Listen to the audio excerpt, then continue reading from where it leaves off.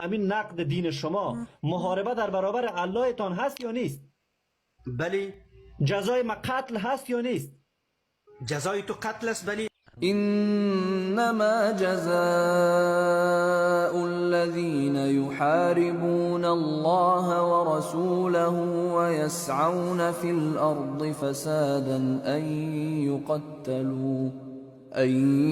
يقتلوا أو يصلبوا أو تقطع أيديهم وأرجلهم من خلاف أو ينفوا من الأرض ذلك لهم خزي في الدنيا ولهم في الآخرة عذاب عظيم.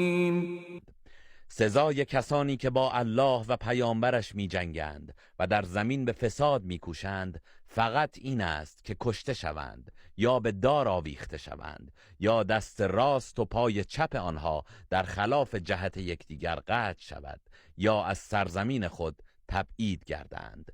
این مجازات مایه رسوایی آنها در دنیاست و در آخرت عذابی بزرگ خواهند داشت.